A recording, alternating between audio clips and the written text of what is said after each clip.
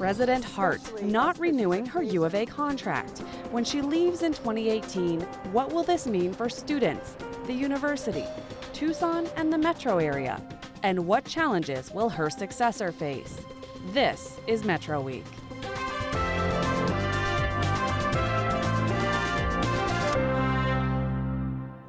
It's a time of transition here on campus. The cicadas are buzzing. There's not that many students in summer classes, although some are here for orientation. And the news broke last week that the president will be leaving in the next 2 years. So we wanted to check in with the few people who are still here in the slow season. I have a class at AZPM. I'm taking it for the summer. I couldn't take it at the U of A due to time conflict with my schedule. I came here undecided major, and I signed up for the business school, then I changed my mind. I felt like I love math and engineering, so I changed my major. Actually, recently, I just got accepted in the last 2 weeks. I'm working in a lab as a research assistant. I'm taking actually summer 1 and 2, communication classes. Just because I don't want my fall and spring semesters to be really stressful. So if I take summer classes, then I don't have to take 18 or 15 units. I'm working in lab, so I'm just all this new knowledge on insects and lab techniques is going to help me out eventually.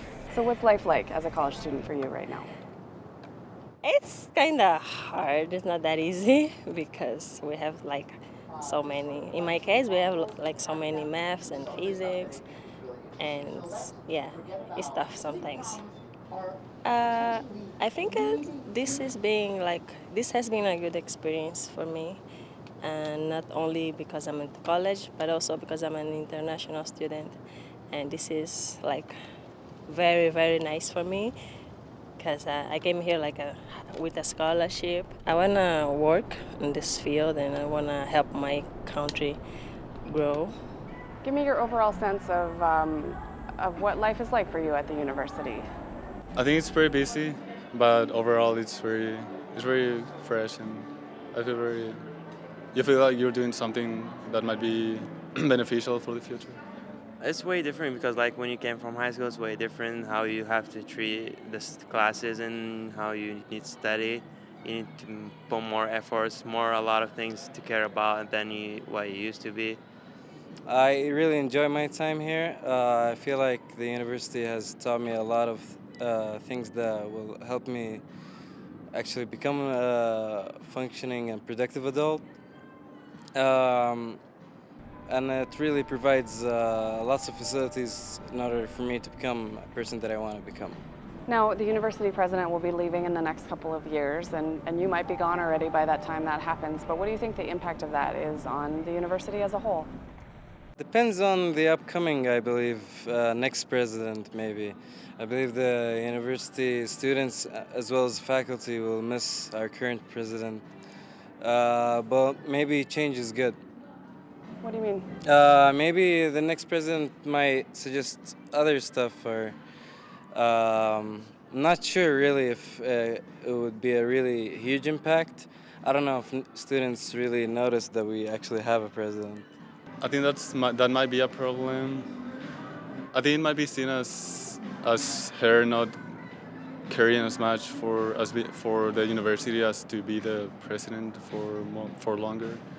And also, I don't know if this is related, but I think I heard that she took a position at DeVry University as well, and I'm not really sure if her leaving the office is related to her new position at DeVry University. Most people, including me, are feeling excitement for what's going to come, the new president that's going to come out of this. It's a gamble, really. We are suffering through funding cuts, and the president has done a lot of things to relieve us of this, and so I don't know. I'm just choosing to be hopeful that the next president will try just as hard or even harder. We also wanted to find out what this leadership transition means for faculty and the region. Lynn Nadell is a psychology professor and chairman of the Faculty Senate. He joined me for a walk on campus.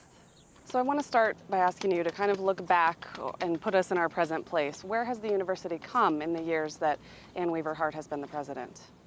I think the university has moved forward in some very important ways during President Hart's time at the university, which is not over yet. I think some of the major things that have changed have to do with the sort of organizational structure of the university and how we do business. So I think the president was instrumental in finalizing the strategic plan and giving it a name, and including in that strategic plan kind of a commitment to a business model that required, real disruption and change at the university, but that we've now adopted, that most people think is really making a difference in the way we run the university. So I think we're in better the organizational structure is much firmer, much more stable, and much more sort of efficient for the university. So those are real gains for the university. I think the university has quite recently understood the need to adopt kind of a rational compensation strategy. So the president has also, several years ago, but also now has initiated and approved a process for a multi-year compensation process that should allow us to begin to pay the people of this institution kind of closer to what they're worth. We've heard a lot about that issue, compensation for non-tenure track faculty. What about tenure, people who already have tenure? It is exactly that. The focus now will be on all employees, but it's the tenure track faculty, it's the faculty in general who we need to retain, who require this kind of a move. I mean, we have to have a rational policy so that, the only time you get a raise is if you have an offer from some other institution or methods like that. That isn't the best way to do business, and we're moving towards a more rational strategy. When the president came, the situation at the Arizona Health Sciences Center and the University Medical Center was critical. I mean, it's safe to say that something had to change, and the work that was put in to create the merger with Banner was absolutely essential to the certainly to the continuation of the medical enterprise, but to the university as a whole. And that merger, even though there are some hiccups, there are some issues, I mean, there were bound to be issues when two different cultures merge in that way, looks like it's going to have tremendously positive effects for not only for the institution, but also for the city. What other challenges in the next year or two when the next president takes over, what will they come into that's still a challenge? Well, I mean, the revenue, the state revenue model is still a challenge. I mean, the state still does not support even its own residents, the costs of its own residents' attendance at the university. They only pay for about a third of the resident students' costs. So one challenge is to continue the work that is being done with the Board of Regents to convince the state or help the state understand how important it is that it pay more of the costs of education for the residents of Arizona, and by doing that gives better support to the university in ways that will help the state down the road. So that's going to be a major challenge for the next president, whoever that president is. So one of the challenges that already this president has initiated a new approach to is to increase the kind of fundraising at the university. We have a considerable upside potential there, and I believe that the president and the other senior leadership have decided to invest new resources so as to generate a good deal more revenue from that sort of stream in the future. That's going to be on the next president to sort of build on that foundation, to work with the UA Foundation to sort of increase resources that are coming from that revenue stream. The other thing that any new president is going to have to do is going to have to deal with the senior leadership team. Now, one thing, again, that this president deserves a lot of credit for, in my view, is having brought in an outstanding senior leadership team. We have really got tremendous people at that level. Now, do you hope that a lot of them stay, or do we expect them to go in the transition? This is a great question. I mean, from my perspective, the answer would be yes. I would, I think we have an extremely focused, try to how to put it, not big ego kind of senior leaders who really are working for the good of the institution in a way that has really improved our situation. And that's a big plus as far as I'm concerned. And I would hope that there won't be too much disruption going forward in this interim period. And my guess is there won't be if we all behave appropriately. we're talking about a transition Right. in the leadership here at the university, but this university has a big role in the region. It's Yes. one of the largest employers. Absolutely. So those of people who aren't in this bubble are still affected by it. So what is this transition that's going to happen over the next 1 or 2 years, or even more as the next president Right, gets settled? right. What does that mean for the region? Well, it means a lot for the region, obviously, because as you point out, the university is a very important player, and the leadership at the university is necessarily an important part of the leadership structure of Southern Arizona. That's just a given. So, obviously, in times of change, that those things get challenged a little bit, and certainly when a new person comes in, it becomes crucially important for that person to establish himself in the community, in the ways in which positive things can happen between the community and the university. So it's going to be a challenge, I think. There's no question it's going to be a challenge, but it's extremely important. And in the short run, during the transition, the challenge is for us not to get too far ahead of ourselves, not to, the sky's not falling. These transitions are normal. Most presidents serve at universities between 5 and 7 years. This is entirely normal. Actually, the president has done us a favor at some level by giving us time to think about this process of the transition, giving us time to think about what is the best sort of model for the next president of this institution, and time to sort of plan in a planful, thoughtful way to move to the next presidency. What we don't want to do is, I think, collectively as an institution, is assume the sky is falling now. The president has no power. We don't want to go down that road. The president is the president, and there's plenty to do. And presidents come, presidents go. I've been here 30 plus years. 6 presidents.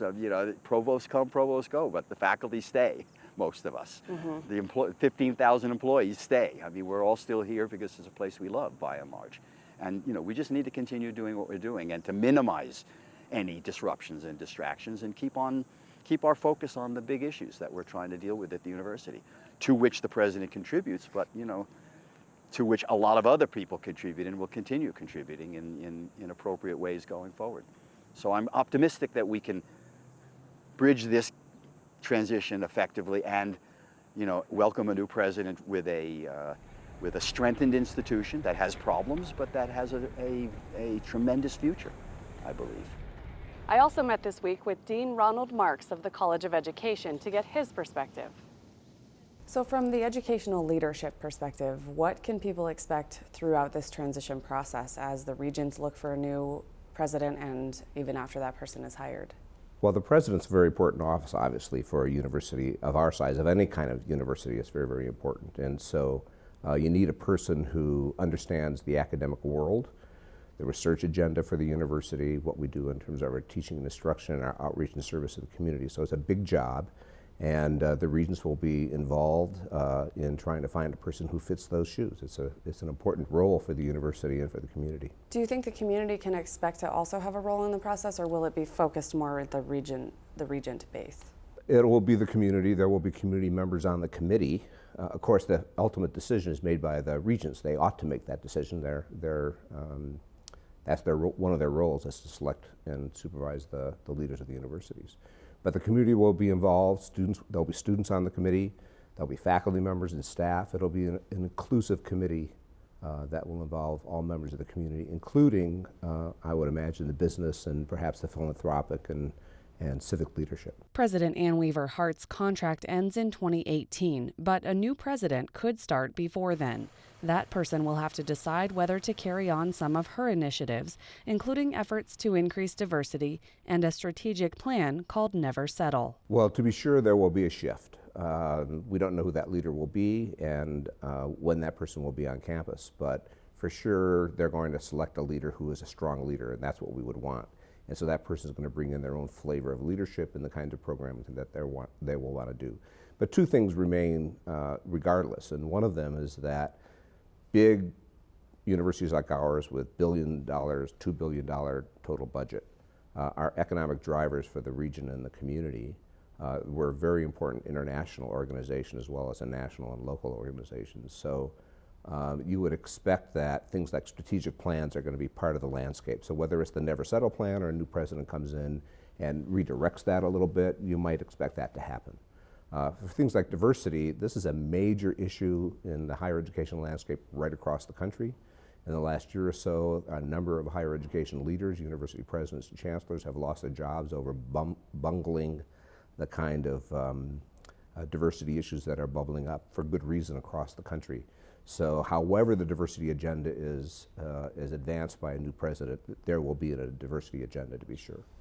Now, you touched on the impact of the university on the region and the community as a whole, and I want to stick on that just a little bit longer. What will be the impact of changing the leader of one of the three biggest employers in the area in a couple of years? Well, universities are somewhat different kinds of organizations than a corporate giant like Raytheon.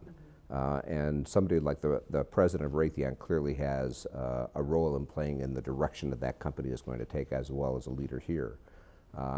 But the organization like a university really operates on the basis of the programs that are run by faculty and are populated by students and staffed by our wonderful staff here at the university. And those programs are really have only minor influence by the president. They go on because the faculty, the genius of the faculty and the students make those happen. So the university does its thing in a way regardless of who the leader is. The leader plays an important role because they help redirect resources, and resources fund and support those different kinds of efforts. A president of a major university like ours these days is really involved in involvement with legislature, with a governance body, the Board of Regents, with political leaders both locally and in the state and across the country. So they're big outside jobs. So in a way, the president's responsibility is to make sure that the institution moves along in the society, achieving its objectives, and connects with all the broader publics. On campus, the provost leads the academic mission, and of course the provost works for the president, so there's a connection there. And the vice president for research supports the research mission, which is mammoth at a place like this. So we will continue to do what we will do, and the president will affect us, but the president doesn't affect the day-to-day work of most of the people on campus. Now, I want to drill down into some specifics of Ann Weaver Hart's plan, which is that after she leaves the presidency of the U of A, she intends to come teach in your department, the School of College of Education. Yes. Mm-hmm.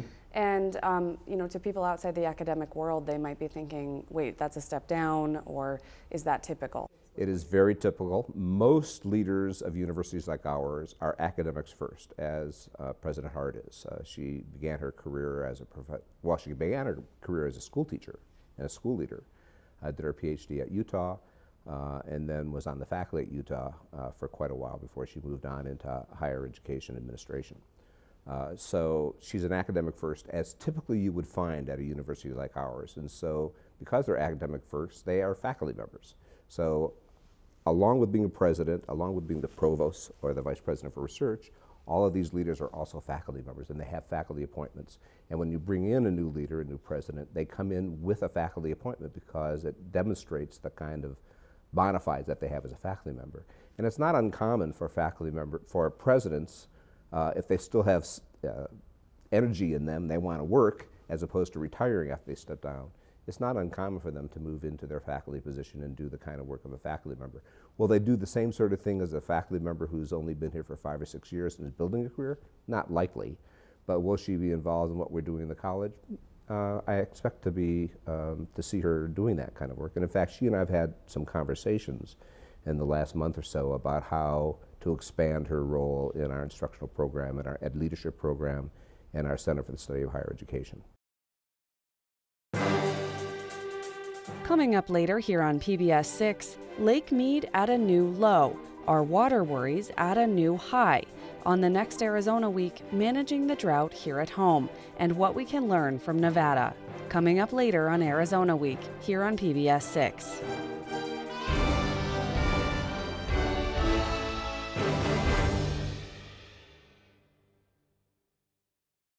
Now in our studio for more on this and other stories, we have journalists Zach Ziegler of Arizona Public Media, Sam Gross of the Arizona Daily Wildcat, and Linda Valdez of the Arizona Republic. Thanks for joining me for our Journalist Roundtable. Now, Linda, you've been critical of Dr. Hart's decision to take a position at the DeVry University Board. Do you think that was a factor in her decision to leave the U of A, or not to extend her contract in a couple of years?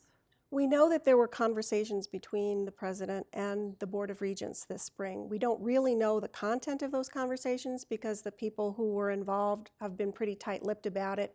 But I can't help but think that there were concerns. There's evidence that there was concern at the board.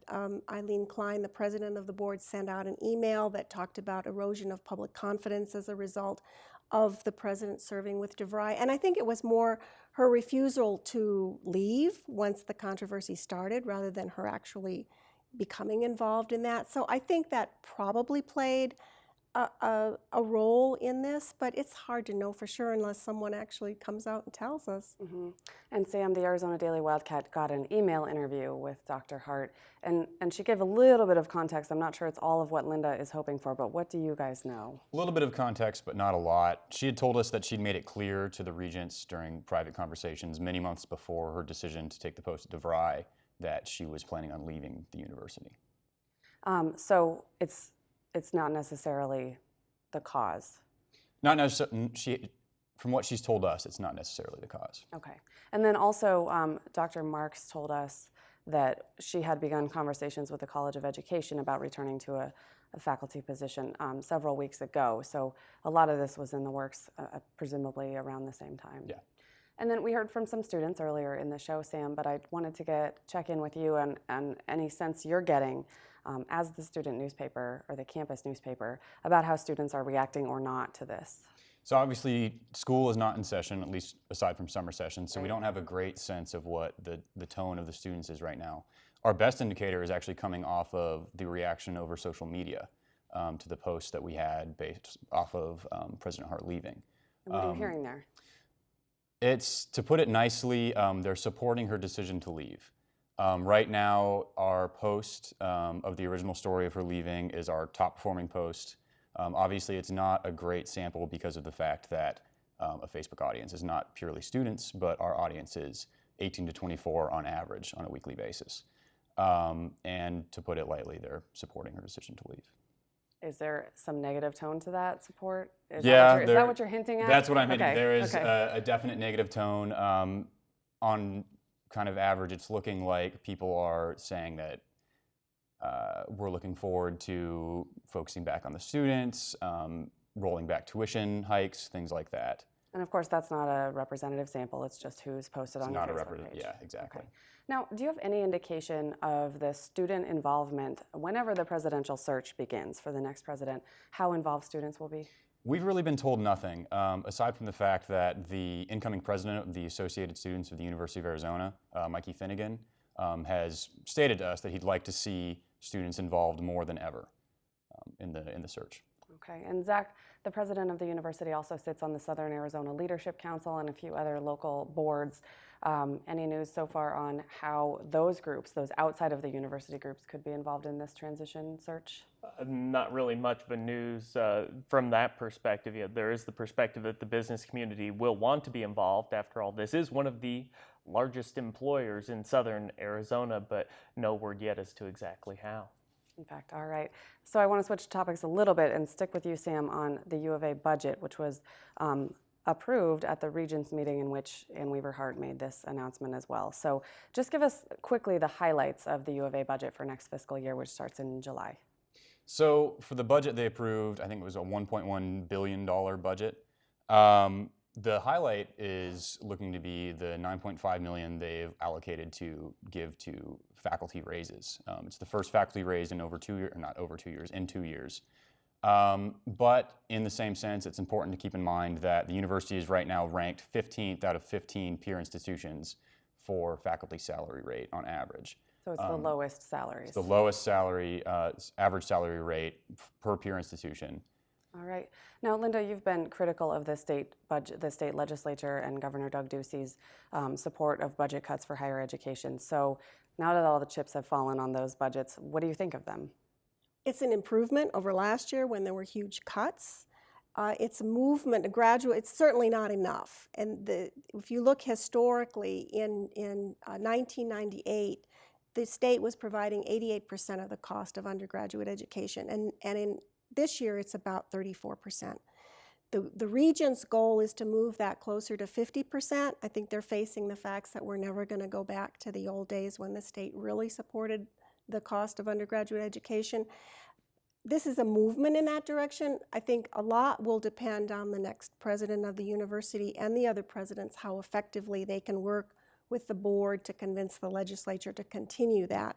It's a start, as they say, but it's a far cry from what's needed, and some people would argue it's unconstitutional. The Constitution says higher education should be as nearly free as possible, and clearly anyone who's paid tuition lately knows that's just not the case. Mm-hmm. Now, the budget wasn't cut this year. There was a little added, and we heard from a student who said she appreciated that President Hart had fought for at least no additional cuts and had fought to get some additional funding for the U of A. Do you think it's more, the budget this year is more of a reflection about the state's finances and the state's fiscal health, or some of the efforts the president made, or both? It's probably a bit of both. I think all the presidents need to work together to keep the money coming. And I think there is pressure on Doug Ducey to understand that the universities are a tool of economic development. I think that's more and more recognized. I think that it's a function of that. And the state had more money this year.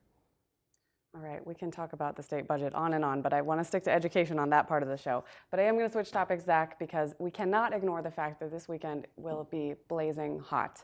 And I don't even really know other way to put it. So we're all bracing for it. How does what we're looking at going into compare with record highs?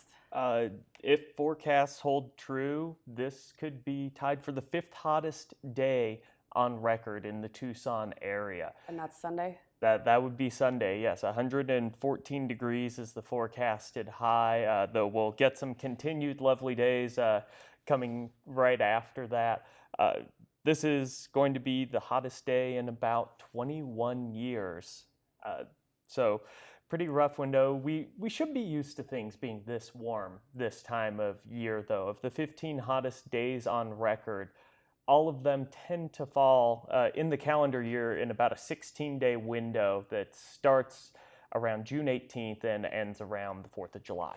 Okay, so we're in that stretch right now. And one of the things that I tend to look at when I'm looking at the forecast in this time of year is those lows. And we're seeing that this weekend and next week, the lows are going to be in the 80s. What impact does that have? Well, the impact is ultimately that if things don't cool down very much, they'll just heat up and get a little warmer on the other side as the sun moves in. You know, it's going to have about a 30-degree swing on any given day, maybe a little more like 25. So if the low temperature doesn't get very low, it just means the high temperature is going to be even hotter. That oven just gets cranked up even Yeah. more. So we have a map of where the excessive heat warning is in effect this weekend, and it looks to me like unless you're on top of a mountain, you're pretty much in a blazing hot area this weekend. And it better be a tall mountain. Yeah, basically any area in Santa Cruz, Pima, Cochise counties, and even then swinging up the western side of the state, traditionally the warmer areas, the areas that routinely hit 100 degrees in the summer. If you live or are in any area like that, you are in an excessive heat warning that will probably stretch into next week. I just want to put in a plug for the dogs and cats that people need to remember to bring them in. They're not going to be able to do very well outside, especially when it stays so hot at night. Even with water and shade at this point. Even with water and shade, it's pretty stressful. And Zach, what does this impact have on the upcoming, or maybe we're already in it, the wildfire season this year? This will just serve to further dry out the vegetation. We've had those nice storms, including last weekend, that kept us nice and moist and made it so that there wasn't a lot of grass that could burn. So now things will start to dry out, and as soon as we start seeing those monsoon storms roll in, if they roll in with heavy lightning to start, or if we get a bunch of unattended campfires or anything else that can throw off sparks, things from people welding to someone dropping a cigarette butt, it's going to be much easier to spark a fire. And there's already also been a fireworks ban across the whole state for that same reason. How has wildfire season been so far? We haven't seen that many in southern Arizona, right? No, and really if you look on a good indication is on the western slope of of the Santa Catalinas, the mountains that are really visible on the east side of Tucson, there's only been one fire. Right. Well, we'll keep having you on to give us the wildfire update as we do every year. And thanks to the rest of you for coming in. That's it for this week. The Arizona Board of Regents will decide a timeline for the U of A president search. And wildfires and hot temperatures will go on, so we'll keep updates about all of that on our website. Thanks for watching, and try to stay cool this weekend.